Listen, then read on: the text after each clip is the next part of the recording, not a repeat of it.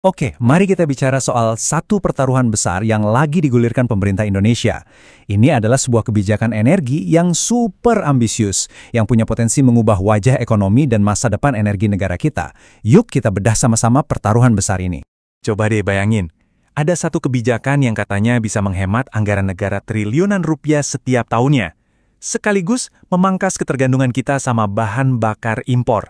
Nah, ini dia janji manis di balik program yang kita kenal sebagai B50. Tapi pertanyaannya, apakah janji ini benar-benar bisa ditepati? Oke. Sebelum lebih jauh, B50 itu apaan sih sebenarnya? Gampangnya gini, ini adalah bahan bakar solar yang dicampur dengan biodiesel dari minyak sawit. Komposisinya 50-50, 50% solar fosil, 50% minyak sawit. Ini bukan lagi sekedar campuran kecil-kecilan, tapi sebuah langkah yang radikal banget. Dan jangan salah sangka ya, ini bukan wacana buat nanti-nanti. Pemerintah udah ngumumin percepatannya. Implementasi wajibnya bakal dimulai pertengahan tahun 2026. Artinya apa? Artinya waktunya udah mepet banget dan perdebatan soal ini jadi makin panas. Nah, biar adil, kita lihat dulu dari sisi yang pro. Apa sih yang bikin pemerintah dan industri sawit begitu semangat soal B50 ini? Apa janji besar di baliknya? Nah, ini dia angka ajaibnya. 48 triliun rupiah. Itulah potensi penghematan devisa negara setiap tahun dengan mengurangi impor solar. Coba bayangin deh, dana sebesar itu bisa dialihkan buat apa aja? Infrastruktur, pendidikan, kesehatan, wah banyak banget. Dan penghematan ini tuh bukan cuma soal duit loh.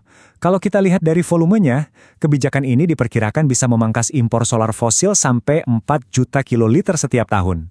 Ini langkah yang sangat konkret menuju kemandirian energi yang udah lama kita cita-citakan. Dan ini bukan omong kosong loh. Ini langsung dari pemerintah.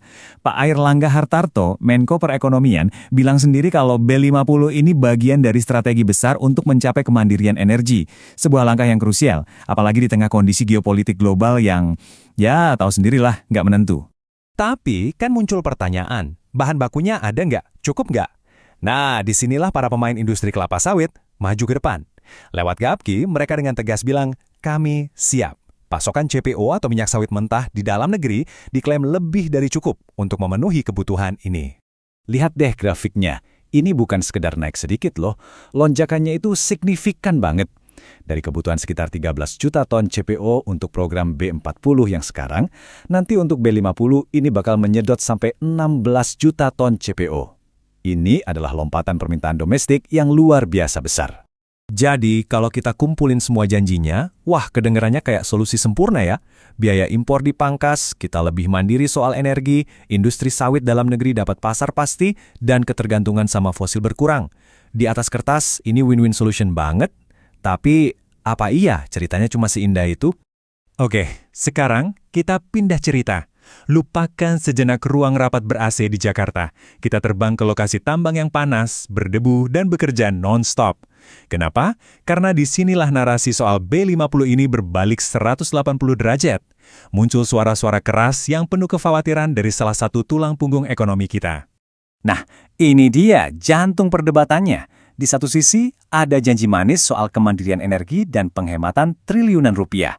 Tapi di sisi lain, ada ancaman pahit berupa mimpi buruk operasional dan lonjakan biaya bagi industri-industri vital, terutama pertambangan. Kenapa sih mereka sampai sepanik itu? Coba lihat data ini. Ternyata bahan bakar itu bukan sekedar pengeluaran biasa buat mereka. Itu adalah komponen biaya terbesar, bisa sampai 40% dari total biaya operasional. Jadi bisa dibilang solar itu ya darahnya bisnis mereka. Kalau ada masalah sedikit saja di situ, dampaknya bisa sistemik. Nah, disinilah masalah utamanya. Ada ketakutan besar kalau B50 ini bikin mesin-mesin raksasa mereka jadi, ya lebih boros. Konsumsi solarnya bisa naik antara 3-5%. Mungkin kedengarannya angka kecil ya, tapi di industri tambang yang marginnya sering kali tipis, kenaikan segitu aja bisa jadi pembeda antara untung dan rugi. Dan ini bukan cuma soal boros solar, masalah teknisnya ini yang bikin pusing tujuh keliling. Biodiesel itu punya sifat yang gampang menyerap air. Nah, air ini bisa jadi musuh dalam selimut. Bisa bikin endapan yang menyumbat filter, memicu korosi di komponen mesin, dan puncaknya bisa bikin alat berat yang harganya miliaran itu mogok di tengah jalan. Dan ini ditegaskan banget sama Asosiasi Jasa Pertambangan. Kata mereka, dunia tambang itu beda, operasionalnya 24 jam sehari, 7 hari seminggu, di lokasi yang seringkali terpencil. Jadi, keandalan alat berat itu bukan pilihan, tapi harga mati. 1 jam saja mesin berhenti, kerugiannya bisa miliaran rupiah. Jadi, ya disinilah kita sekarang, berdiri di tengah-tengah pertarungan dua narasi besar yang saling bertolak belakang. Di satu sisi ada ambisi makro sebuah bangsa, di sisi lain ada realitas mikro yang keras di lapangan. Ini adalah sebuah upaya penyeimbangan raksasa, dengan taruhan triliunan rupiah di atas mejanya. Tabel ini kayaknya ngerangkum semuanya dengan pas banget ya. Kita punya dua kubu yang melihat dari kacamata yang beda total. Pemerintah dan industri sawit fokusnya makroekonomi, ukurannya triliunan rupiah penghematan negara. Sementara sektor tambang fokusnya mikroekonomi, ukurannya biaya per ton produksi dan mesin yang harus terus jalan. Uniknya, nggak ada yang salah. Keduanya benar dari sudut pandang masing-masing.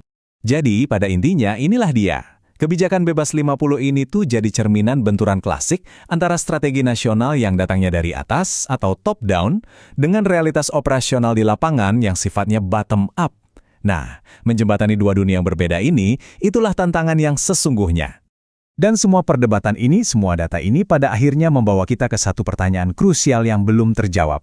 Bisakah ambisi besar sebuah negara dan realitas keras yang dihadapi industri di lapangan berjalan beriringan dengan menggunakan bahan bakar yang sama? Jawabannya akan sangat menentukan arah masa depan energi dan industri Indonesia.